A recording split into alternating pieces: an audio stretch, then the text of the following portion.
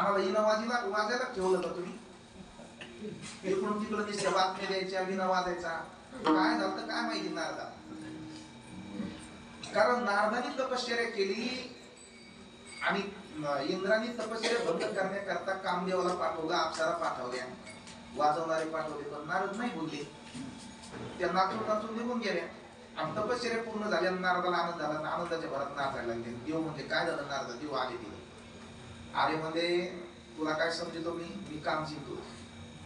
देवाला म्हणले, देव मध्ये बरोबर. देवाने तिथं स्वागत केलं, पण म्हणजे याची जरा झिरू चालतो. त्याच्या हातात एक कोणाला हवा भरायची, कोणाची सोडायची. देव जरी वय अभिमान देव तसं आपल्या भक्ताच्या मनामध्ये अभिमान ठेवीत नाही, काढून टाकतो. तरच तो भक्त त्याच्या जवळ राहण्याचा लायक राहतो. म्हणून तो अभिमान काढतो. म्हणले नारदाने काम जिंकलं, आनंदाची गोष्ट आहे, पण अहंकार झाला ना, अहंकार काढावा लागला. येता येता एक मायवी नगर तयार केलं. ते मायवी नगर लागलं. ते राजा ते पाहिलं कोणतं नगर, तिथं गेलं. राजा होता आणि राजाची मुलगी सुंदर होती. आता ती माया होती, ती मोहिनी होती, ती देवानी रूप धारण केलं. देवाचं मोहिनी रूप म्हणतात का? राजा म्हणला नारद महाराज तुम्ही आला, तिचा हात पहा बरं. नारदाने हात पाहण्याच्या ऐवजी मुखच पाहिलं. आणि म्हणले ही कोणत्या पुरुषाला देवात असणाऱ्या त्या ठिकाणी सांगा.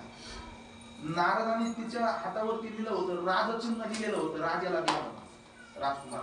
नारद म्हणला माझ्या विरक्त पुरुषाला द्या माझ्यासाठी, जे साधू वगैरे हे मध्ये बरोबर करू लग्नाची काय.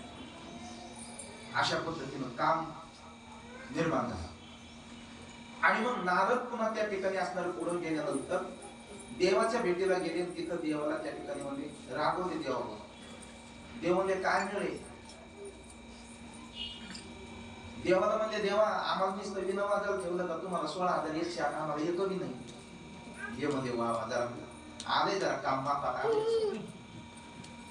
देव म्हणले काय हरकत नाही, आंघोळ करून या. आंघोळ करायला नदीमध्ये गेले तर नारदाची नारदी झाली. आणि जो देव होता तो सुंदर पुरुष झाला. आणि नारदा त्या नारदी बरोबर लग्न केलं आणि त्याच्यावर 60 पोरं झाले. मग त्या नारदीचं त्या ठिकाणी कळलं प्रपंच कसा आहे. नको नको नको म्हणजे हा प्रपंच अत्यंत दुःखाचा आहे. विषयाच्या संगती नास पावणे निश्चिती.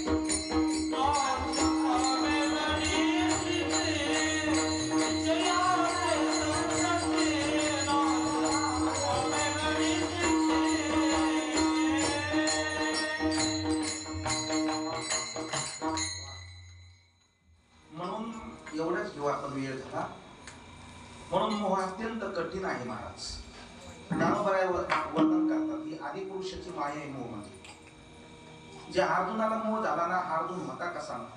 अर्जुन मोहे कवळीला, ज्याने संग्राम हारून चिंतला, निवांत कवच्याचा ठाव पडिला, तो अर्जुन मोहे कवळीला क्षणामाची. एवढा वीर आहे, पण एका क्षणात मोहामध्ये गेला.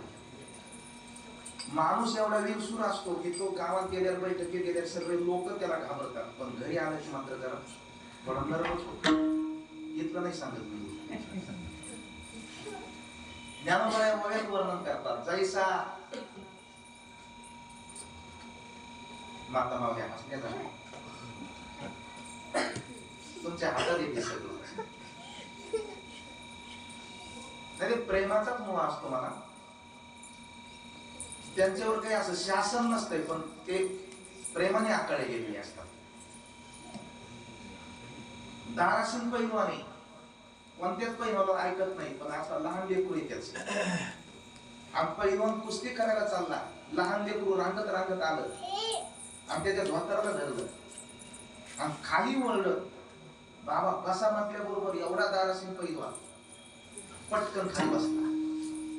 ते लेकरू एवढ्यावर थांबलं नाही, म्हणलं मला घोडा घोडा करायचं. त्यांनी पाहिलं कोणी बघत नाही ना, दरवाजा पुढे बसला की घोडा झाला. आणि लेकरू त्याच्या पाठवर बसून नुसतं तेवढं थांबलं नाही तर ते म्हणे असं सगळ्या घरात फिरून आलं. त्यांनी इकडे तिकडे पाहिलं कोणी नाही म्हणून त्या लेकराच्या घोड्याच्या काय मारल्या, चक्रा मारल्या. एवढा मोठा पैलवान पण लेकरासाठी आकळला का नाही. त्याला तुकोबराय म्हणतात, पदरी घाली पिला आणि बाप निर्बलासाठी बाप. इथं त्या लेकराचा त्याला काय आहे मग मोह आहे. हे बघा, कीर्तनाला जाऊ नका, आज कीर्तनाला जाऊ नका म्हटल्यानंतर तो म्हणला नाही नाही जायचं मला, चांगली महाराजी. पण त्या म्हणल्या ना आजचे दिवस नका ना जाऊ, मग थांबतो. काहीला कळलं, काहीला काला झाल्या कळत. बोलण्या बोलण्याची भाषा याला मोह म्हणतात. नक्का जाऊ म्हटल्यानंतर येणारच, नक्का ना म्हटल्यानंतर थांबणार. शब्दाचं व्याकरण कळालं का तुम्हाला? हा मग बरं नाही, हुशार माणसं आहे तुम्ही सगळे. अहो तुम्ही ज्ञानेश्वरी श्रवण करता म्हणल्यावर माझ्यापेक्षा हुशार आहे. हुशार झालो हुशार नाही, पहिलेच हुशार आहे बाबा. पहिल्यापासून तुम्ही श्रवण करणारी माणसं आहे. उलट माझं बाकी भाऊ म्हणते आता हुशार झाला येणार ना मग म्हणून हे मोहाचं स्वरूप माऊली म्हणतात, जेने संग्रामी हरू जिंकला. निवांत कवचाचा पवारात वाक्य आपलं ते अर्जुनतेने मोहित कवळीला क्षणामाची. एकच दृष्टांत देतो, आपली प्रवचन सेवा थांबू. माऊलीनं दृष्टांत दिला अर्जुनासाठी. अर्जुन कशा पद्धतीचं मोहामध्ये गुंतला. जैसा भ्रमर भेदी कोडे भलतैसे काष्ट कोरडे परी कळिके माझे सापडे कोवळिया. माऊली म्हणजे जो भुंगा असतो अत्यंत ताकदवान असतो. एखाद्या लाकडाला जो लागल्यानंतर त्या लाकडाचा तो पीठ करून टाकतो, किती निबर लाकडाचं. पण तोच भुंगा एखाद्या कमळाच्या फुलावरती सुगंध घेण्याकरता बसल्यानंतर आणि अचानकपणे ते कमळाचं फुल मिटल्यानंतर मात्र त्या फुलाच्या पाकळीला तोडून तो बाहेर येत नाही. त्याचा श्वासोश्वास तिथं गुदमरतो, पण पाकळी तोडून बाहेर येत नाही. पाकळीत काय शक्ती आहे का जास्त? उलट नाजूक पाकळी आहे का नाही, नाजूक असल्यामुळे तिला तो तोडीत नाही. कारण तो म्हणतो एवढी नाजूक, एवढी सुगंधाने भरलेली पाकळी जर तोडली, कारण या पाकळीचा फुलाला मोह असतो. कारण भ्रमराचा विषय गंध आहे, त्याचा हा विषय. जसं या पाकळीला तोडीत नाही, तिला बाहेर येत नाही, तिथंच राहतो. त्याला असं वाटतं रात्रभर पाकळीमध्येच मुक्काम करू, सकाळी पुन्हा सूर्य उगवण. सूर्य विकासनी हे फुलं असल्यामुळे सूर्य उगवल्यानंतर प्रकाश या पाकळीवरती पडल्यानंतर हे उमलन, मग मी बाहेर जाईल, रात्रभर असेच दिवस काढू, रात्रभर अशाच पद्धतीचा टाइम काढू, असं त्याला वाटतं. ते थांबतो फुलामध्ये. ज्ञानोबरायांची प्रतिभा आहे. पण प्रकार असा होतो, मुली होती बसा तिथं बसा, मग तुम्हाला चॉकलेट देईना येते तिथं बसा. आणि मग त्या ठिकाणी असणारा तो भुंगा तिथे अडकल्यानंतर सरोवरामध्ये एक मदनमत्त हत्ती क्रीडा करणारा पाणी घेता घेता अचानक पळत पळत पळत त्या कमळाच्या फुलाजवळ येतो, त्या कमळाच्या झाडाजवळ येतो.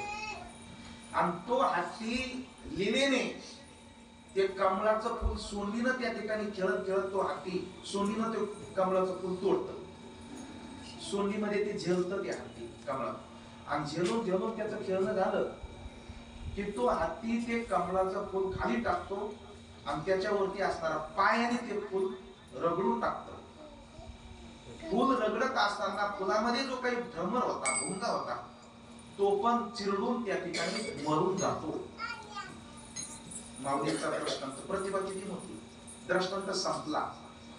माऊली आपल्याला विचारतात की भुंग्याचा नाच झाला, भुंगा खलास झाला, कशामुळे झाला? वा, भुंग्याला त्या कमळाच्या फुलाचा काय होता एवढा, आता त्याला ह्या पाकळीचा छेद करून वर यायचं काही अवघड होतं का? पण नाही ना, शेतकरी अहो ऐकलं का बर का? होय हो, माणूस आकळ्यात जातो. मी ह्या पाकळीचं सांगतो, तुम्ही उलट डोकं कोणी तर लावू नका.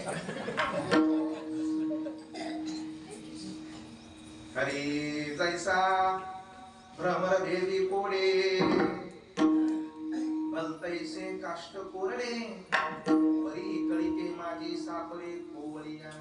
बरोबर काय म्हणतात? ते तर उत्तीर्ण होईल प्राणी, परी ते कमळदर चिरू नेने, तैसे कठीण कोवळे पण स्नेह देखा. अशा पद्धतीनं अर्जुन मोहामध्ये गुंतल्या गेला. भगवंताच्या लक्षात आलं याला मोहरूपी असाध्य रोग झालेला आहे, पण असाध्य रोग निवारण करण्याकरता याला असाध्यच अशा पद्धतीचं औषध लागणार ना. तरी असोध्य जे कोणी व्याधी औषध अमृतासम दिव्य औषधी आणि निर्विधी निधनाची. एखादा वैद्य एखाद्या रोग्याला पाहून त्याचा रोग अत्यंत असाध्य असं पाहून तो वैद्य तशाच पद्धतीचं औषधाचं निवेदन करीत असतो. तर भगवान श्रीकृष्ण अर्जुनाचा अत्यंत असाध्य मोहरूपी रोग पाहून आता या अर्जुनाला कशा पद्धतीचा बोध करायचा आहे असं मनामध्ये विचार करतात. आणि तो बोध उद्याच्या प्रवचनामध्ये भगवंतांनी केलेला आपण बघणार आहे. ज्ञानदेव तुकाराम, ज्ञानदेव तुकाराम, ज्ञानदेव तुकाराम, ज्ञानदेव तुकाराम.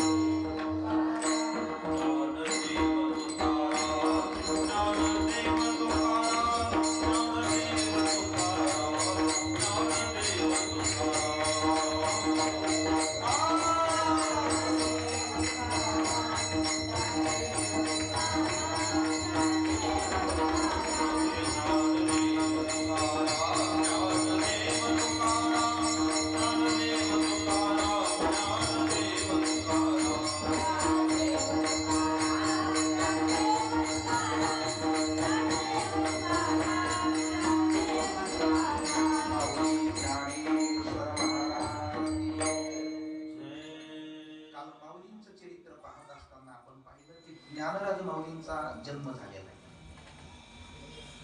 विठ्ठल पंतांना मोठा मुलगा झाला, त्यांचं नाव निवृत्ती ठेवलं महाराज. तो साक्षात शंकराचा अवतार आहे. 2 वर्षानंतर पुन्हा मुलगा झाला सिद्ध बेटामध्ये, त्यांचं नाव ज्ञानेश्वर ठेवलं, कारण ते महाविष्णूचे अवतार आहे.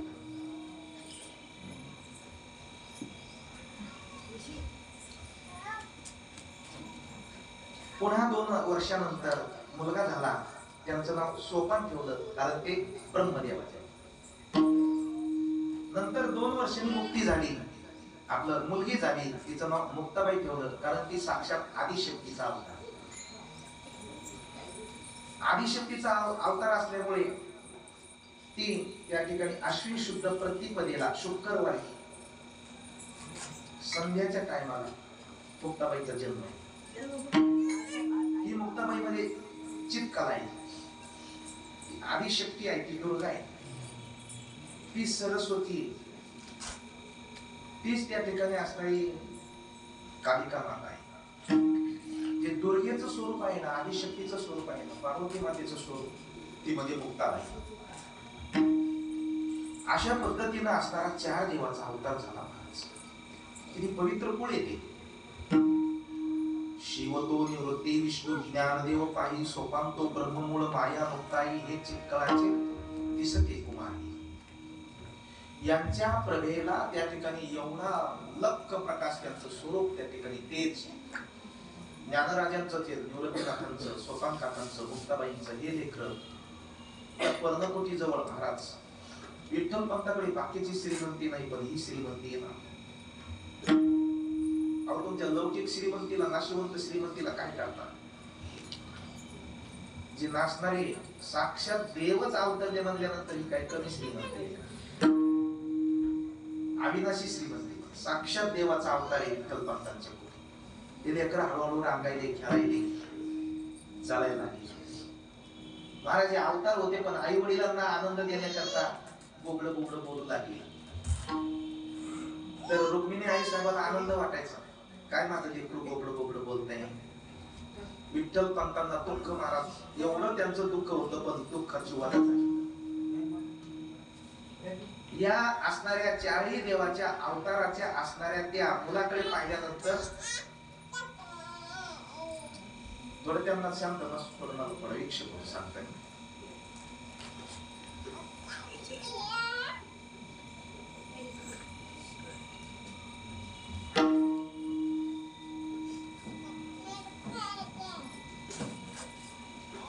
थोडं मागं तुम्ही बसलं तर चांगलं होत जाईल बरं का. आजी थोडं पाठीमागं बसलं.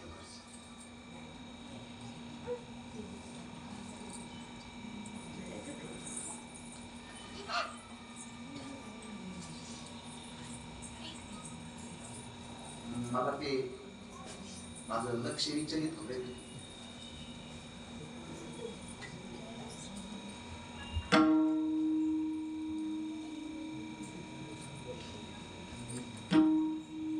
काय सांगत होतो सांगा. आता तुम्ही ऐकत नाही. एवढ्या माणसांचा सर्वांचं हे होत.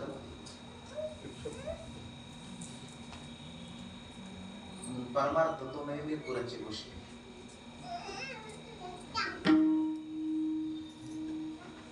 हे 4 देव त्या ठिकाणी वाढत असताना, खेळत असताना विठ्ठल पंतांचं दुःख त्या ठिकाणी वजा झालं.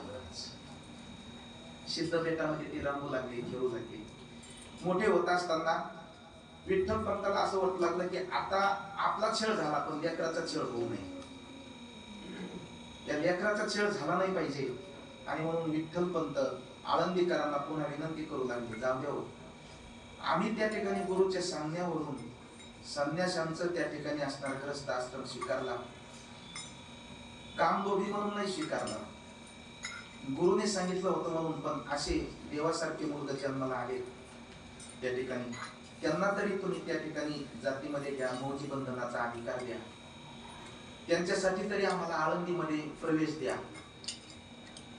लेकर हळूहळू मोठे झाल्यानंतर म्हणतील आमच्या मायबाप काय अपराध केलाय मायबापाने. आणि म्हणून लेकरासाठी जर मायबाप जर कष्ट करत असतील, सगळं जर करत असतील, तर कशा करता करतात? लेकराच्या सुखासाठी करतात. आणि मग त्या ठिकाणी यांच्या सुखासाठी तुम्ही आम्हाला तुमच्या मध्ये घ्या. आमचा तिरस्कार करू नका. आम्हाला चूल पेटण्याचा अधिकार द्या. आम्हाला स्वयंपाक करायचा पण अधिकार नव्हता विठ्ठल पंतांना. कसा प्रसंग असेल त्या काळात. आम्हाला नका काही, पण इंद्रायला स्नान करण्याचा अधिकार द्या. आम्हाला सिद्धेश्वराच्या मंदिरात जाण्याचा अधिकार द्या. आळंदीच्या ब्राह्मणांनी तिरस्कार केला. नाही म्हणे विठ्ठल पंत, तुला अधिकार भेटणार नाही. अरे तू तर आणखीनच जास्त पतित झाला म्हणल्याचा. कारण संन्यास घेऊन तुला मुलं झाली, निस्ता ग्रस्त आश्रम स्वीकारला नाही, प्रपंच केला नाही, तर तुला 1 नाही 2 नाही 4 मुलं झाली. जास्त आरुळपतीत झालेलं आहे म्हणजे. आता तर तू आम्हाला बोलायचं पण नाही. महाराज किती क्रूरता येते, किती अज्ञानी. विचार करा किती अज्ञानी. आता अजिबात त्या ठिकाणी आळंदीमध्ये यायचं नाही, बोलायचं नाही. अत्यंत पातकी म्हणजे तुम्ही अत्यंत आरुळपतीत झालेला आहे तुम्ही. मग तर विठ्ठल पंतांच्या दुःखाला पारावार राहिला नाही महाराज. काही करा तुम्ही काय. नंतर विठ्ठल पंताने या मुलांचा हाल व्हायला लागले. त्यांचं अनेक प्रकारचं दुःख त्यांना व्हायला लागले. म्हणून विठ्ठल पंताने आपल्या सासऱ्यांना सिद्ध पंताला सांगितलं आणि आळंदीकरांची सभा भरवली, ब्राह्मणांची सभा भरवली आणि त्याच्यामध्ये विठ्ठल पंत आणि रुक्मिणीबाईने सांगितलं, तुम्ही द्याल ते प्रायश्चित्त घ्यायला तयार आहेत आम्ही, आम्हाला दोघांना तुम्ही कोणतंही प्रायश्चित्त द्या, पण आमच्या मुलाबाळांना त्रास देऊ नका, आमच्या मुलाबाळांना अशा पद्धतीनं त्यांना जाती बहिष्कृत करू नका, आमच्यासाठी तुम्ही काही सांगा, आम्ही म्हणणार नाही की आम्हाला गुरुने सांगितलंय आमचं बरोबर का तुमचं बरोबर, हे आम्ही म्हणणार नाही याच्यासाठी हे करा. तरी पण देखील ते काही आळंदीकर मात्र ब्राह्मण ते ऐकत नाही. शेवटी विठ्ठल पंतांनी रुक्मिणीबाईंना निर्णय घेतला, असं करू आपण आळंदी सोडूनच कुठेतरी निघून जाऊ. हे आपल्याला देखवत नाही आपल्या लेकरांचे हाल. आपल्याला आळंदीत भिक्षाच नाही मिळाली तर हे लेकर काय खाते काय करते, लेकरांचा उदरनिर्वाह कसा करायचा. मग त्यांनी निर्णय घेतला, आपण असं करू, त्या टायमाला महादेवाचं विश्वनाथाचं त्या ठिकाणी त्र्यंबकेश्वरचं मंदिर, त्र्यंबकेश्वरला आपण शंकराच्या तिथं जाऊ, त्र्यंबकेश्वरला जाऊ, तिथं भिक्षा मागू, तिथंही ब्राह्मण वस्ती आहे, तिथं कोरांना करू, भिक्षा मागू, तिथं राहू आणि जी ब्रह्मगिरी आहे ना त्या ब्रह्मगिरीला प्रदक्षिणा करू. आपण हाच त्या ठिकाणी असणारा जाऊन उद्योग करू, ब्रह्मगिरी प्रदक्षिणा करू आणि पोटासाठी कोरांना मागू आणि या लेकराचं संगोपन करू. कारण रुक्मिणी असं म्हटलेलं आहे, त्या ब्रह्मगिरीला प्रदक्षिणा केल्यानंतर पुण्य होतं. नामदेव महाराजांचा अभंग आहे, नामामध्ये प्रदक्षिणा त्याच्या पुण्या नाही करणं, दृष्टी पडता ब्रह्मगिरी त्यासी नाही यमपुरी, कुशावर्ता करिता स्नान त्याचे वैकुंठी, वाचे बनता गंगा गंगा आणि सगळं पापे जाती. त्या गंगेला आपण स्नान करू, कुशावर्तामध्ये स्नान करू, ब्रह्मगिरी दृष्टीनं पाहू, तिच्या प्रदक्षिणा करू. आपल्या जीवनामध्ये कदाचित ब्रह्मगिरीच्या पुण्याईनं तिच्या प्रदक्षिणे एका दिवस भाग्याचा दिवस उदायला येईल. रुक्मिणीला पटलं. हे आपले लहान ताने असणारे लेकर घेऊन त्या ठिकाणी ब्रह्मगिरीला गेले. बरेचसे दिवस असं इतिहासामध्ये आलेलं आहे. ज्ञानोबरायांच्या आई वडिलांनी बरेच दिवस त्र्यंबकेश्वरला वास्तव्य केलं. मग तिथं वास्तव्य करत असताना काय करायचं, भिक्षा मागायची, खायचं, राहायचं, तिथं महादेवांचं दर्शन करायचं, ब्रह्मगिरीच्या प्रदक्षिणा करायच्या. ब्रह्मगिरीच्या प्रदक्षिणा करत असताना पुण्याईने एक दिवस पुण्य उदयाला आलं. महाराज आता हे लेकर बरेचसे मोठाले झाले होते, जवळजवळ 3-4 वर्षाचे असणारे त्या ठिकाणी निवृत्तीनाथ दादा झाले होते, 5 वर्षाचे दादा झाले, माऊली मोठे झाले होते, सोपान काका, मुक्ताबाई. त्या छोट्या छोट्या लेकरांना घेऊन प्रदक्षिणा करत असताना एक दिवस अचानकपणे प्रदक्षिणा करत असताना वाघाने डरकाळी फोडली. जाळीतून यांना पाहिलं आणि वाघ यांच्यावरती धावून आला. हे साही जण साही दिशेला गेले. अचानकपणे वाघ यांच्या अंगावर आल्यानंतर विठ्ठल पंत एकीकडे पळाले, रुक्मिणीबाई एकीकडे पळाल्या, मुक्ताबाई जागीच बसल्या, लहान होते. सोपान काका एका जाळीच्या आड गेले, माऊली त्या ठिकाणी पुढे गेले आणि तो वाघ डरकाळी फोडत फोडत फोडत कोणाच्याच नाही पण मोठा जो असणारा निवृत्ती त्याच्या पाठीमागे लागला. निवृत्तीनाथ महाराज वाघाच्या भीतीने ते निवृत्तीनाथ पुढे पळतात, वाघ पाठीमागे डरकाळी फोडत चाललेला आहे. 11-11 असणारं त्याचं स्वरूप आहे. जबडा वाचून चालला. निवृत्तीनाथाला वाटलं आता वाघ खातो म्हणून निवृत्तीनाथ ब्रह्मगिरीवर चढले. तो वाघही त्या असणाऱ्या डोंगरावरती ब्रह्मगिरीवर चालला. निवृत्तीनाथ पुढे पुढे पुढे पुढे जाता असताना एक गुहा लागली. त्यांना वाटलं आपण या गुहामध्ये गेलं म्हणजे वाघ येणार नाही आणि म्हणून त्या गुहेमध्ये निवृत्तीनाथ गेले. वाघही त्या गुहेमध्ये प्रवेश केला त्यांनी वाघाने. निवृत्तीनाथ गुहेमध्ये पुढे पुढे पुढे पुढे गेल्यानंतर आतमध्ये गेल्यानंतर अत्यंत लख्ख प्रकाश पडलेला होता. खूप मोठा असणारा दिव्य चमत्कार, दिव्य प्रकाश पडलेला पाहिला आणि त्या प्रकाशामध्ये एक अजान उंचची उंच जटाधारी तपस्वी, अंगाला भस्म लावलेले, रुद्राक्षाच्या माळा गळ्यामध्ये आहे, हातामध्ये असणारा त्या ठिकाणी त्रिशूळ चिमटा आहे, कमंडलू आहे. अशा पद्धतीनं असणारं त्या ठिकाणी अजान उंच पुरे असणारे त्या ठिकाणी एक साधू म्हणजे आसनावरती बसलेले, धूप चालू आहे आणि अशा अवस्थेमध्ये औदुंबराच्या झाडाखाली त्या ठिकाणी साधू बसलेले. त्या साधूंना पुढे निवृत्तीनाथांनी पाहिलं आणि माग लागलेला वाघ माग आलाय का म्हणून पाहिलं तर वाघ नाही राहिला. पुढे पाहिलं तर साधू दिसल्यानंतर साधूने आवाज केला, निवृत्ती तो वाघ मीच होतो, मी गहिनीनाथ आहे. तुला माझ्याकडे आणण्याकरता मी वाघाचं रूप धारण केलं, काळजी करू नको, मी गहिनीनाथ आहे. तुला उपदेश करण्याकरता, तुला त्या ठिकाणी असणारा मंत्र देण्याकरता, तुझं जीवन सिद्ध करण्याकरता मी तुला या गुहेमध्ये आणलेला आहे. निवृत्तीनाथाला खूप पडते, मला शंकराचे अवतार आहेत निवृत्तीनाथ आणि गहिनीनाथ विष्णूचा अवतार. गहिनीनाथाने निवृत्तीनाथाला पुढे बसवलं आणि ज्ञानामृताचा बोध करायला सुरुवात केली. जीवन माहिती ज्ञान सांगायला सुरुवात केली.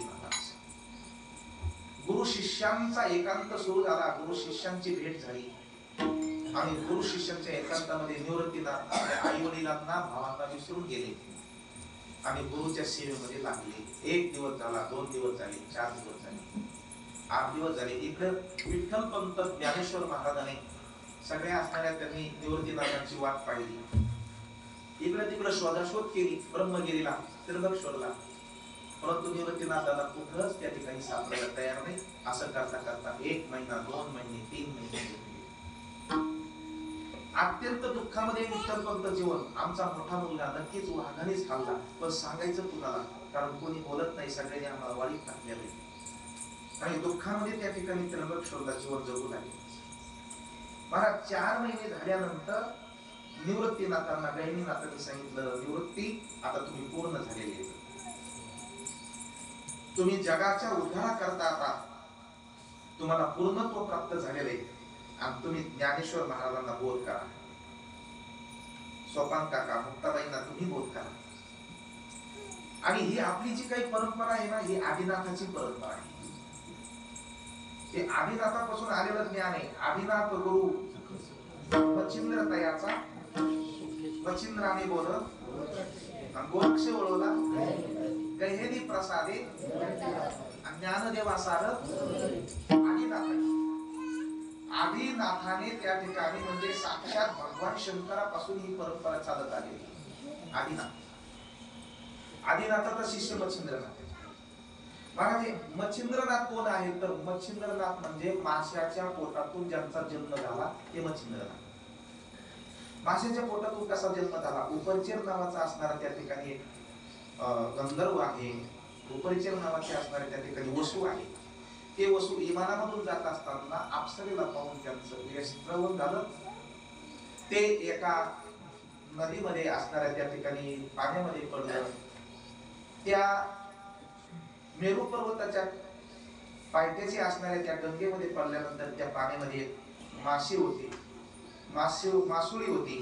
त्या मासुळीने ते ग्रहण केलं. तिच्या पोटामध्ये गर्भ राहिला आणि तो तिच्या पोटामध्ये गर्भ होता. एकदा भगवान पार्वती मातेने सांगितलं, तुम्ही सगळ्यांना ज्ञान सांगता पण मला का सांगत नाही? कारण नारद मुनीने सांगितलं म्हणजे इथे गुह्यतम ज्ञान सगळ्याला सांगतात, पण पार्वती तुझ्यापासून लपून ठेवलेलं आहे. पार्वतीनं हट्ट धरला, मला सांगा. म्हणजे तू पत्नी नाही, म्हणजे तुम्ही माझे गुरु आहात. मग मला तुम्ही असं आज्ञेने ठेवता का? मी तुमची अर्धांगिनी असताना पटलं शंकराला. बायकोला देखील अशी सद्बुद्धी सुचली तर बायकोने नवऱ्याकडून ज्ञान घेतलं पाहिजे, पण नवरा पहिला धोरणात असला पाहिजे. आणि मग सांगितलं, जर आपला पती जर नेहमी वारीला जात असेल तर तिला कधीतरी हट्ट केला पाहिजे, मला ती घेऊन चाल. आणि त्यांनी पण नेलं पाहिजे, बायकोला ते घडलं पाहिजे. तेवढी तुम्ही सगळे मंडळी जातात जोडीनं, आनंदाची गोष्ट आहे. कारण पत्नी म्हणजे तिनं सर्वस्व समर्पण केलेलं असतं आपल्याला. तिची संपूर्ण सर्वस्वाची जबाबदारी आपल्यावरती असते. सगळ्यांचा त्याग करून ती आपल्याकडे आली असते. म्हणून सुख दुःख आणि तिचं पुण्यही तिचं समाधान भगवान शंकराच्या लक्षात आलं. महाराज पत्नी, काही माणसं पत्नीला खूप त्रास देतात. इथं नाही कोणी तसं. कशावरून पण त्रास देत राहतात. महाराज ती त्रास देऊन तिचं सोशिकता असं नाही, ती घरातली लक्ष्मी असते, ती महालक्ष्मी आहे आणि तिच्यामुळेच घराला घर पण असत. आहे का? आईचीही सेवा करा.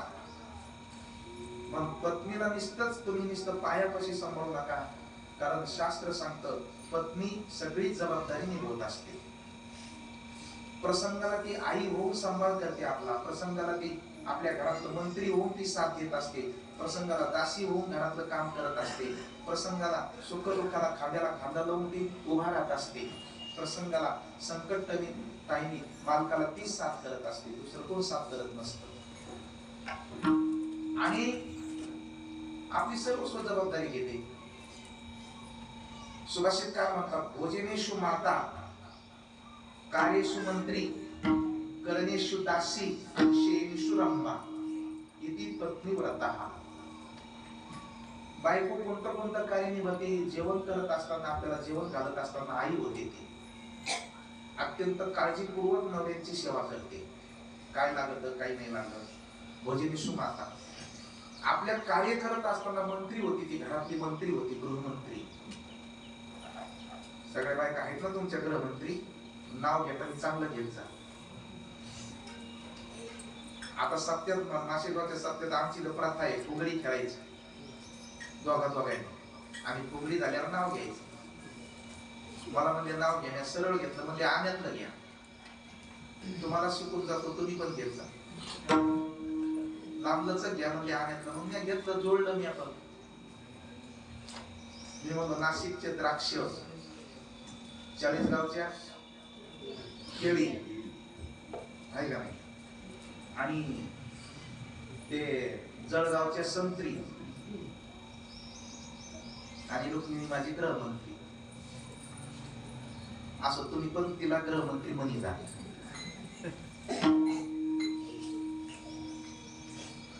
मग ते लोक म्हणजे महाराज लयच आवडीने घेतलं. मग म्हणलं ती वस्तुस्थितीच आहे,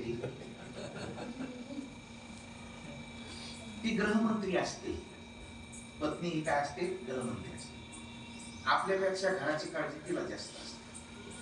आणि करणी सुद्धा दासी, काम करत असताना दासी म्हणून काम करते, कुठलंच अंग चोरपणा न करता सगळे काम करते. आणि शयनेषु रंभा असते. आणि म्हणून निंदा मत करना नारी की नारी रतन की खान, जिस नारी से पैदा हुए सुख दुश्मन. काही माणसं खूप निंदा करतात वगैरे, हे करतात, अत्याचार करतात. नारी ही फक्त शोषिकता आणि कामाचा पुतळा समजतात. महाराज दिसतात, तिनं काम केलं पाहिजे.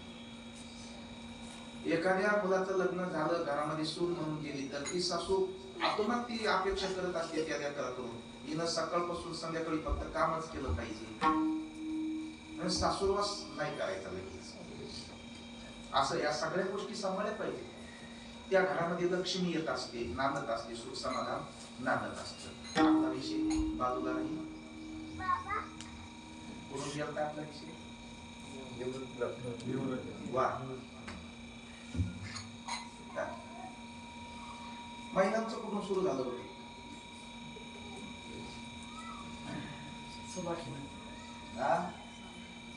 त्याच्या अगोदर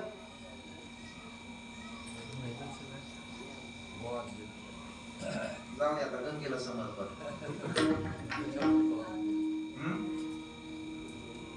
बरोबर. अशा पद्धतीनं निवृत्तीनाथ महाराजांना पूर्णत्व केलं. आणि निवृत्तीनाथ महाराज त्या ठिकाणी असणारे आले, पूर्ण त्या ठिकाणी झालेले आहेत. तर यांना आल्यानंतर आनंद झाला, खूप आनंद झाला या सगळ्या मंडळींना. हो, अहो कुठून सुरुवात झाली सांगू का? परंपरा सांगत होतो ना मच्छिंद्रनाथ.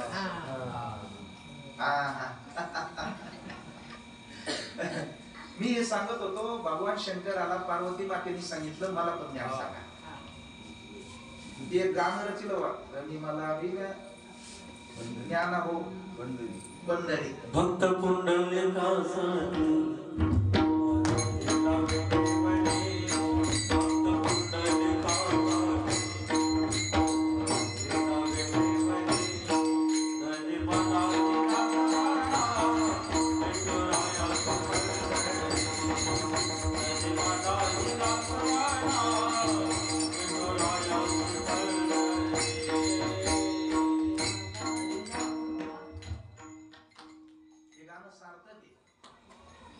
हट्ट केला पाहिजे, दोघांनी गेलं पाहिजे, दोघांनी आलं पाहिजे बर का रघु भाऊ. हा सोडून नका बघू. हा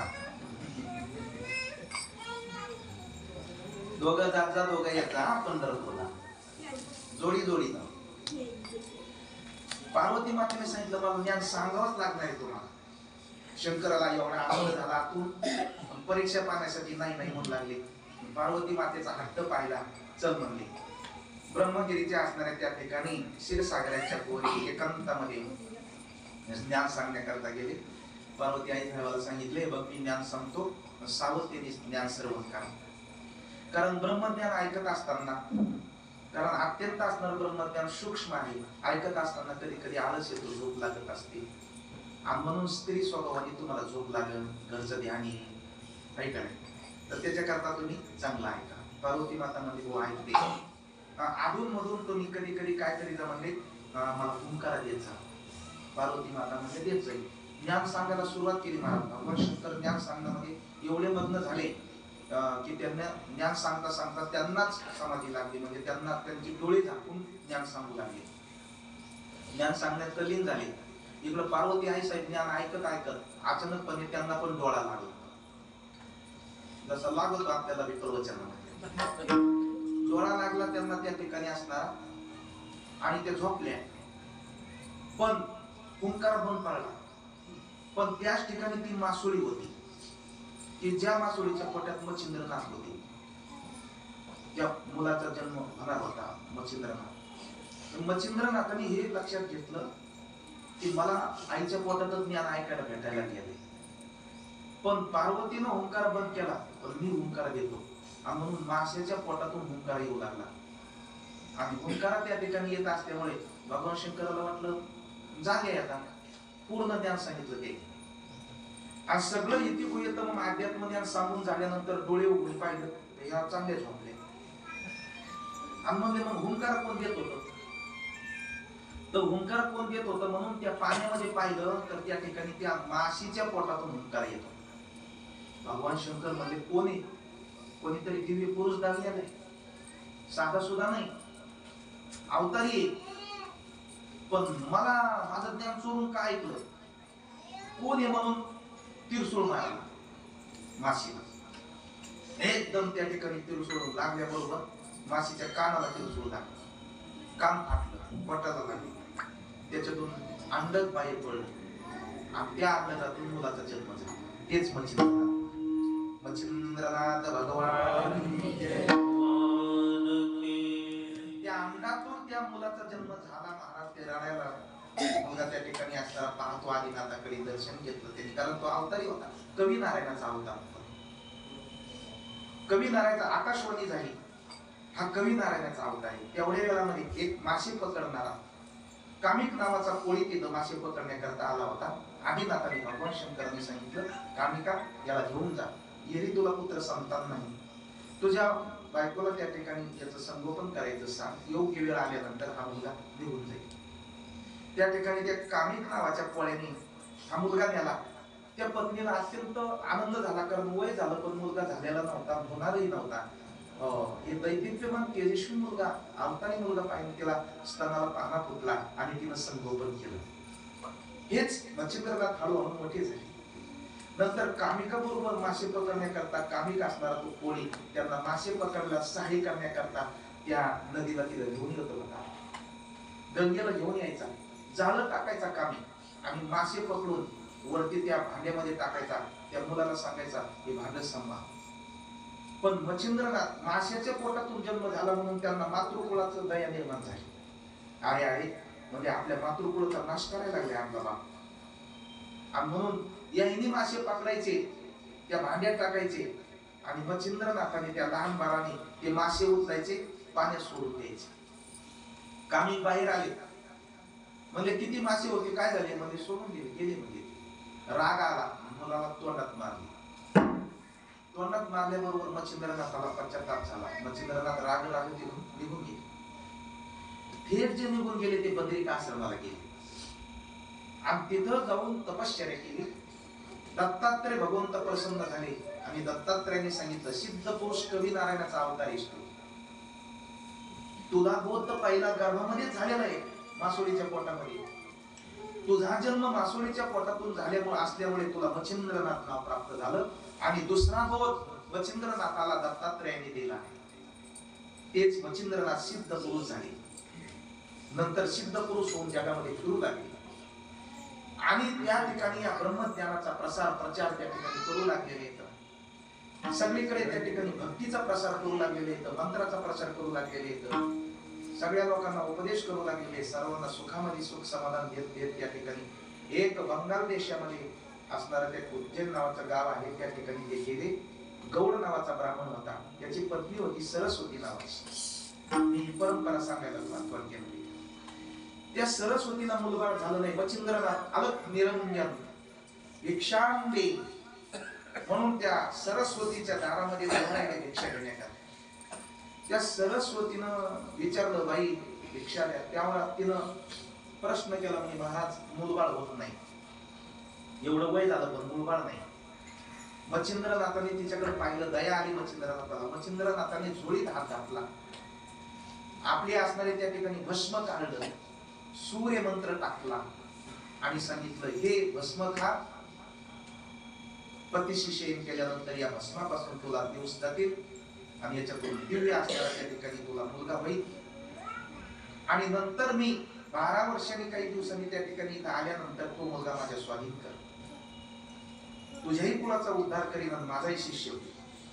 त्या ठिकाणी हा मुलगा भस्म, तिनं ते भस्म घेतलं, महाराज फळीवर ठेवलं आणि भस्म घेऊन शेजारी तिची मैत्रीण आली. आणि मैत्रीण आल्यानंतर ती सांगू लागली, बाई म्हणे एक असणारा गोसाई आला, संन्यासी आला, भिक्षा मागण्याकरता आला आणि त्याला मी म्हणले मुलगा नाही, तर त्यांनी मला भस्म दिलं बाई खायला. शेजारी महाराज कुत्सित मनाची होती, ती काही लई चांगल्या मनाची नव्हती. ती म्हणली, बाई तसं खाऊ जाऊ नको बरं का कोणाचं काही, कारण हे जे काही गोसाई असतात ना, हे असंच आपल्यासारख्या बायांना काहीतरी भस्म देतात, कुत्री करतात आणि सगळं घेऊन जातात, म्हणून खाऊ नको. तिला भीती वाटली महाराज, कदाचित हे असं भस्म असं म्हणून तिनं ते घेतलं, उकांड्यात टाकून दिलं. उकांड्यात टाकून दिल्यानंतर त्या संजीवन, त्या सूर्याचे मंत्र होता तो, त्या उकांड्यामध्ये त्या भस्मांना काही दिवस झाल्यानंतर, 9 महिने 9 दिवस वगैरे त्याचं काही वेळ झाल्यानंतर, त्या उकांड्यामध्ये त्या शेणामधून एक दिव्य पुरुष जन्माला, त्याचं नाव गोरक्षनाथ आहे, दिव्य पुरुष. आणि त्या शेणामध्येच तो वाढत राहील उकांड्यामध्ये, इकडे हिला काही मिळ नाही. त्याचा नवनाथ ग्रंथामध्ये मोठा विस्तार आहे, आपल्याला आता इथं विस्तार सांगता यायचा. आणि मग त्या ठिकाणी तो पुरुष, त्या मुलगा वाढत वाढत राहिला. 12 वर्षांनी अलक निरंजन साधू परत मच्छिंद्रनाथ त्या गावाला आले, त्याच घरी आले. त्या बाईला पाहिल्या, आठवण झाली, बाई आमचा शिष्य मुलगा,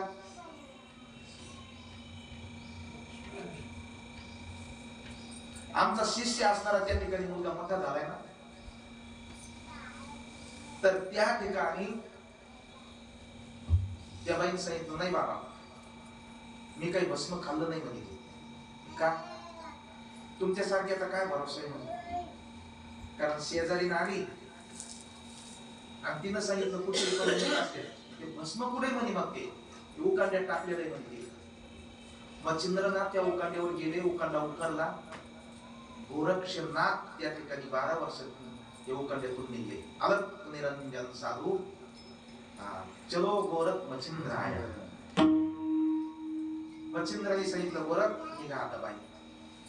मग ज्या गोरक्षनाथांचा जन्म उकांड्यातून झाला ते गोरखनाथ, मच्छिंद्राने गोरक्षाशी केला. गोरक्ष वळवला गहिनी. आता ह्या स्वतः गहिनीला सांगतात माझा जन्म कसा झाला. गोरक्षनाथाला संजीवन विद्या दिली. हे लहानच असणारे गोरखनाथ मच्छिंद्रनाथासंग फिरत होते. एकदा बदिरिका आश्रमामध्ये असताना गोरक्षनाथ गंगेला मुलांच्या बरोबर खेळण्याकरता गेले आणि तिथं गेल्यानंतर एक चिखलाचा पुतळा करू लागले. चिखलाचा पुतळा करत असताना तोंडाने संजीवन मंत्र म्हणत होते आणि चिखलाचा पुतळा करणं चालू होतं. तोंडाने संजीवन मंत्र म्हणता म्हणता त्या चिखलाच्या पुतळ्याला प्राण फुटला, त्याच्यात जीव निर्माण झाला आणि त्याच्यातून जो जन्म झाला ना तोच मी गहिनी नाथ. गहिनीनाथाचा कसा जन्म झाला. गहिनीनाथांनी सांगितलं अशा पद्धतीनं 9 नाथाचे जन्म झालेले. करवंजनाथ, जालिंदरनाथ, भर्तरीनाथ, वा आडवंगनाथ, चरपटीनाथ, कानिपनाथ, रेवणनाथ. जेव्हा आडवंगनाथ आहे तुमच्या गावाजवळ बांधलेले आडवंगनाथाची तर सुंदर कथा आहे. अशा पद्धतीने असणारी ही आपली परंपरा आहे नवनाथाची. निवृत्तीनाथाला परंपरा त्या ठिकाणी सांगितली. सगळ्यांचं असणारं पूर्णत्व झालं. ही सगळी जात तुम्ही आता आळंदीला गेल्यानंतर इथून पुढचे दिवस चांगले येतील. काही काळ वनवास झाल्यानंतर मात्र तुम्हाला चांगले दिवस येतील. गहिनीनाथांनी आशीर्वाद दिला आणि या सगळ्या मंडळींना, या 6 जणांना गहिनीनाथांनी आळंदीला पाठवून दिला. हे परमात्म्याचं भजन करत करत करत करत त्या ठिकाणी विठ्ठल पंत, रुक्मिणीनाथ, ज्ञानेश्वर महाराज, मुक्ताबाई, सोपान काका आळंदीला आले. सिद्ध बेटामध्ये त्या ठिकाणी राहू लागले. पण एवढा बोध झाला होता, पण आळंदीकरांना काही मात्र गर्व गेला नव्हता. महाराज निवृत्तीनाथ आता वेगळ्या पद्धतीने झाले. निवृत्तीनाथ म्हणून लागले, दादा तुम्ही कशाला काळजी करता, कारण आपण जातीत घ्यायचं म्हणजे आपण कुठं भ्रष्ट झालेलो आहे, कारण आपण सच्चिदानंद स्वरूप येतो. कारण निवृत्तीला बोध झालेला होता. निवृत्तीनाथ म्हणून लागले आपण बद्ध झालोच कुठं, आपण मुक्त